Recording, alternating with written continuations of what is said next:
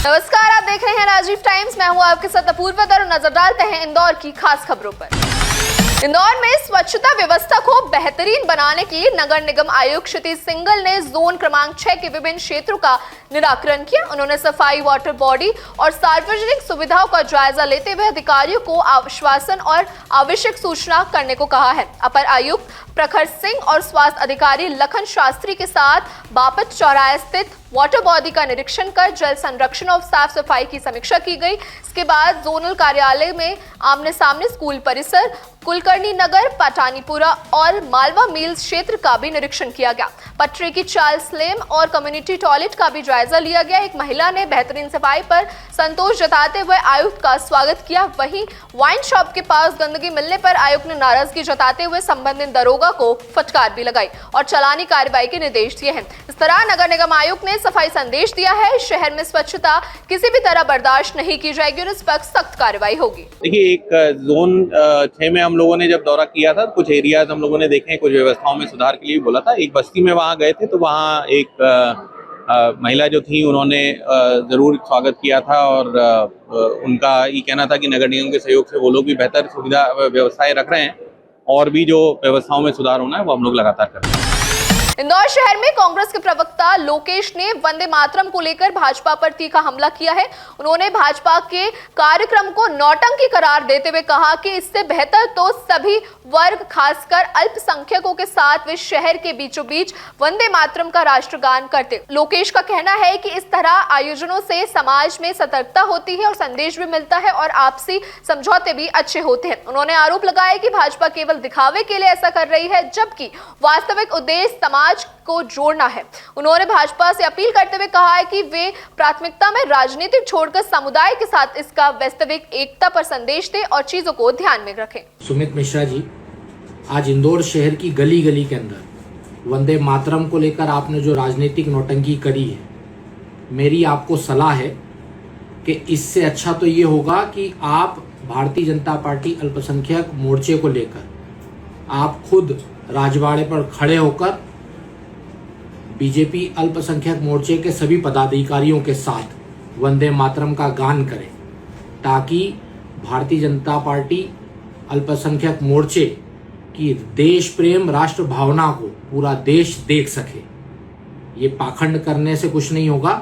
जो आपसे हम निवेदन कर रहे हैं, आप इसे करें।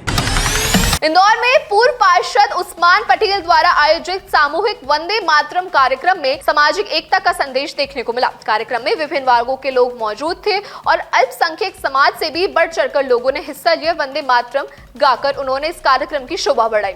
आयोजन का उद्देश्य समाज में आपसी भाईचारा और देशभक्ति की भावना को जगाना था। कार्यक्रम के दौरान सभी ने एकजुट होकर राष्ट्रगान और राष्ट्र का सम्मान किया। वहीं आयोजन सामाजिक और कार्यकर्ता भी मौजूद रहे।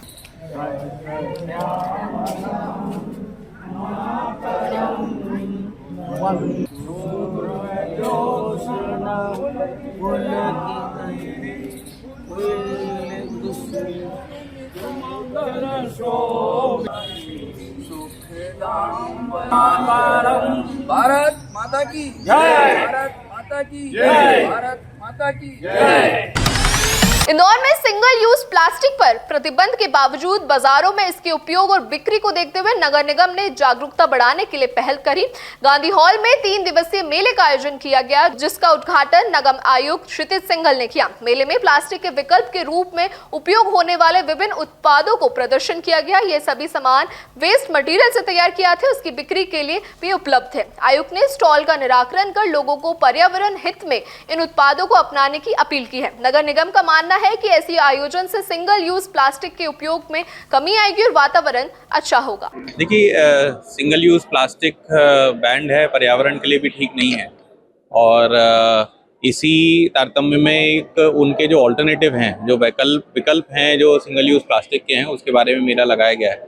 इसमें काफ़ी सारे जो संस्थान हैं, जो लोग ऑलरेडी इस फील्ड में काम कर रहे हैं, जो प्लास्टिक के विकल्प के रूप में बनाती हैं चीज़ें। कुछ हमारी सेल्फ हेल्प ग्रुप की महिलाएं भी हैं, कुछ हमारे जो RRR सेंटर्स हैं जहाँ पर लोग अपना सामान डोनेट करते हैं, उससे भी कुछ चीज़ें हम लोगों ने इस प्रकार की यहाँ जो लोगों ने बनाई है उसकी एक प्रदर्शनी टाइप रखी है।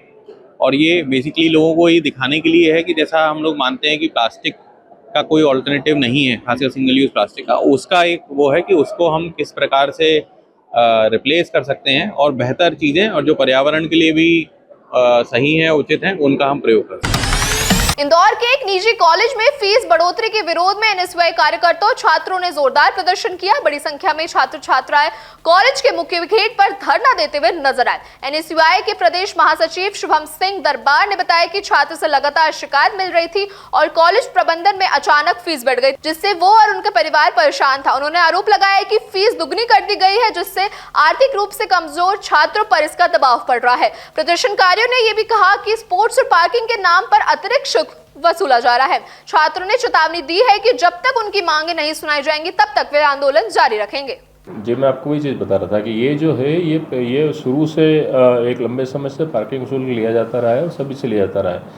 और ये जो मतलब नहीं है, इसमें जो फीस का जो जिससे जब बढ़ाया गया तो जितने मत पहले से एग्जिस्टिंग थे उसमें किया गया और जिससे मैंने बताया कि इसकी एक कमेटी बना के युक्तिकरण किया जा रहा है जिसका, और ये जो जेन्युइन बात भी है एकदम कि जिस मत के अंदर जो फीस ली जा रही है उसको उस मत के अंदर किया जाए।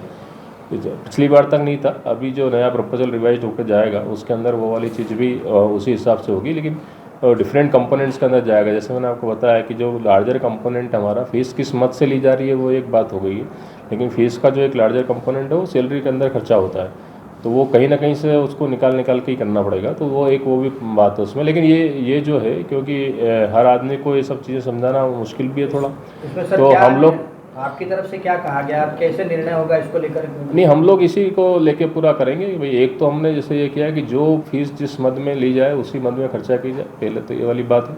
जिस मद में जितना खर्चा करना होता है उस मद में उतनी ही फीस ली जाए, ये बात भी एकदम बच्चों की ठीक है, वो हम बिल्कुल मान के चल रहे हैं, उसको हम युक्तिकरण में करेंगे। तो उसके अंदर जो ट्रेडिशनली आप देखते हैं ना, जो ट्यूशन फीस ली जाती है उस ट्यूशन फीस से एक्चुअली सैलरी कंपोनेंट पूरा निकलना चाहिए। सैलरी ज़्यादा बढ़ गई है, ट्यूशन फीस का उतना था, तो सरकार का जो गवर्नमेंट का जैसे जो डायरेक्टली गवर्नमेंट के कॉलेजेस हैं, जैसे मैं पहले बता रहा था आपको कि जेईसी उज्जैन है या इंदौर में वार्ड 19 स्थित रामदत्त का भट्टा क्षेत्र में 25 फीट चौड़ी सड़क निर्माण को लेकर विवाद खड़ा हो गया है। जमीनी मालिक द्वारा हाईकोर्ट में स्टे लाने के बाद फिलहाल निर्माण कार्य रोक दिया गया है। क्षेत्रीय पार्षद संध्या रामकृष्ण जायसवाल के पुत्र मासूम जायसवाल ने बताया कि सड़क 500 से अधिक घरों के लिए मुख्य मार्ग है, जो पहले मात्र 10 फीट चौड़ी थी। उनके अनुसार सड़क का निर्माण जनहित के लिए होना चाहिए और सभी कार्य निर्माण के तहत होने चाहिए।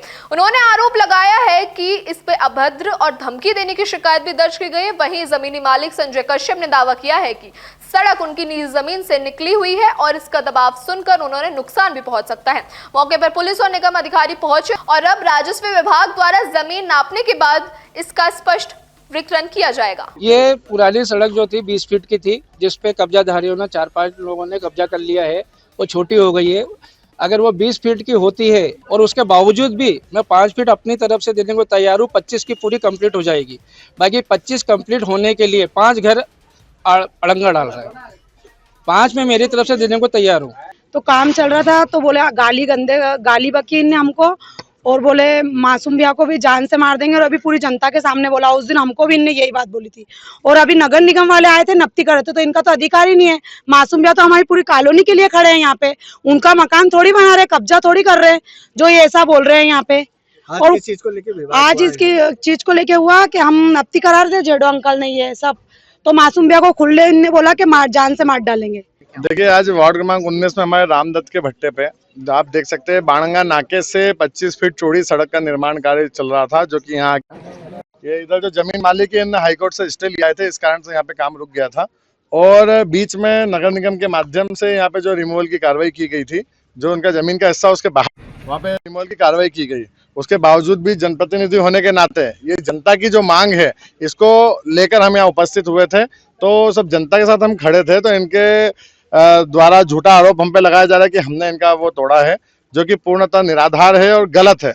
हमारा कोई उद्देश्य यहाँ कब्जा करने का नहीं, यहाँ हम रोड बना रहे हैं, जनहित के लिए बना रहे हैं। इनके द्वारा अवैध रूप से कॉलोनी का निर्माण किया जा रहा है, और इनके वहाँ जिन लोगों को, इन गरीब लोगों को प्लाट भेज दिए, उन लोगों को रास्ता कहाँ से देंगे, ये हमारा सवाल भी है।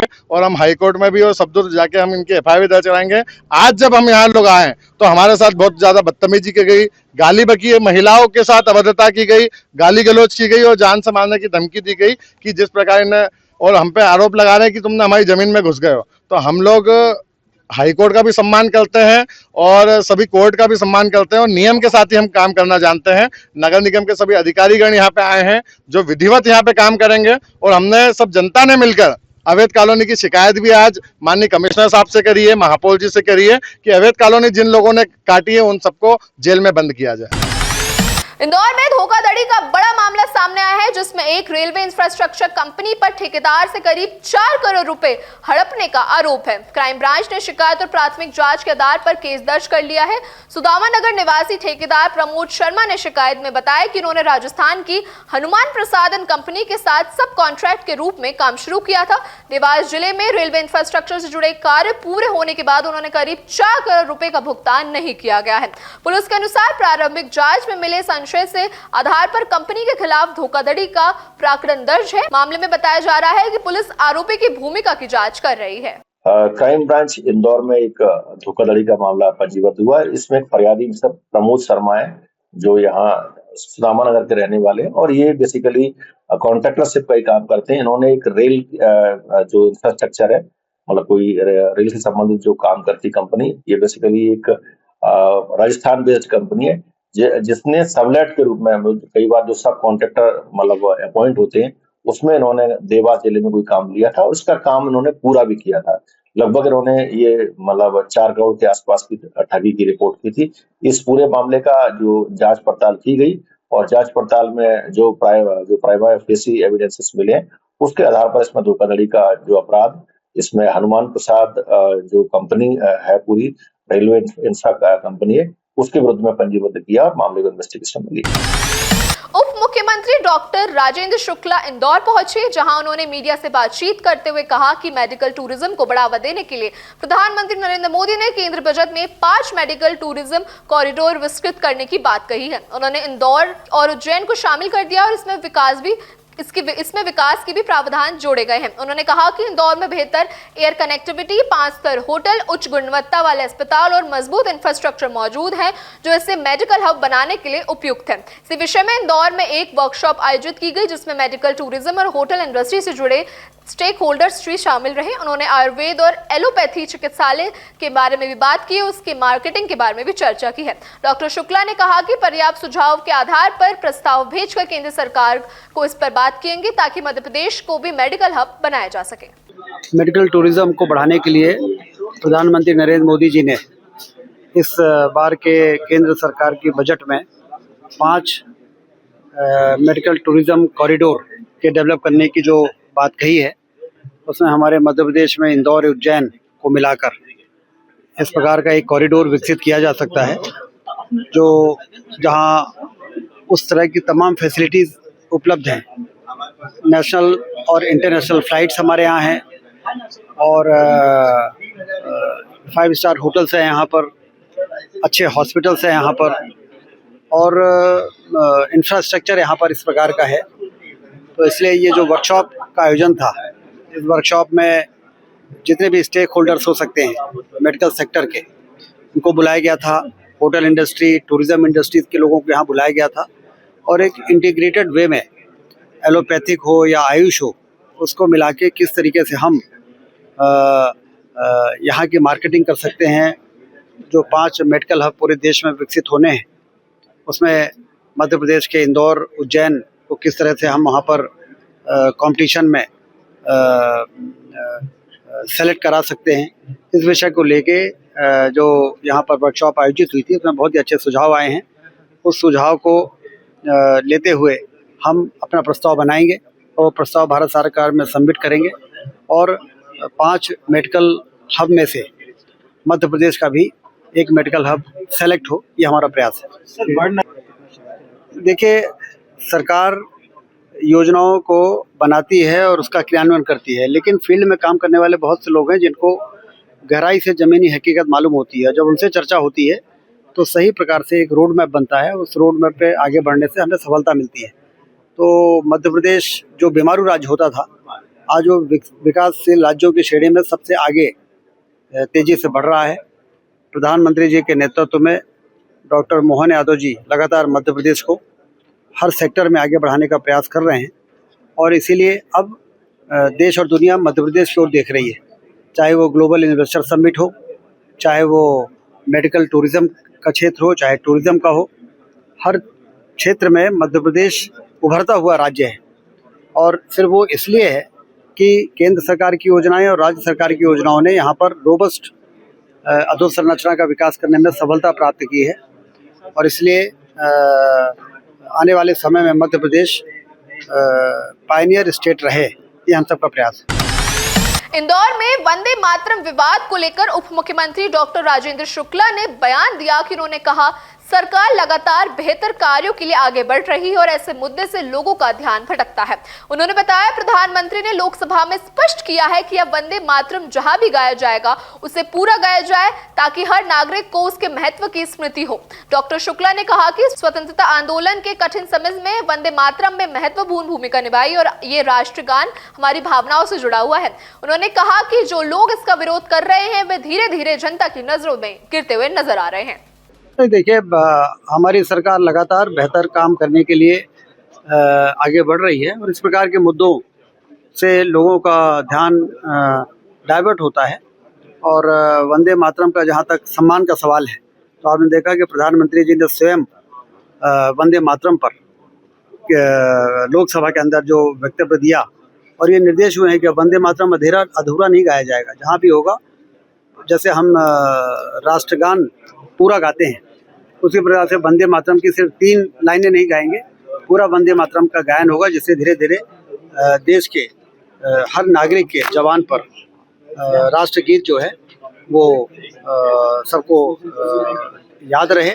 और वो हमारे भारत की उन कठिन परिस्थितियों में जब स्वतंत्रता का आंदोलन हो रहा था, उस समय जो वंदे मातरम ने भारत की यशो गाथा का जो चित्रण किया है वो हम सबके दिल और दिमाग में हमेशा बना रहे। पर इनका विरोध कैसे देखते हैं साहब? ये विरोध, ये गाने का मना कर रहे हैं कि हम नहीं गाएंगे, बोले किसी की बात से करवा दो, बोले हम नहीं गाएंगे। जो लोग विरोध कर रहे हैं वो धीरे धीरे जनता की नजरों से उतर रहे हैं। इंदौर शहर से जुड़ी ऐसी तमाम खबरें और जानकारी पाने के लिए जुड़े रहिए राजीव टाइम्स के साथ।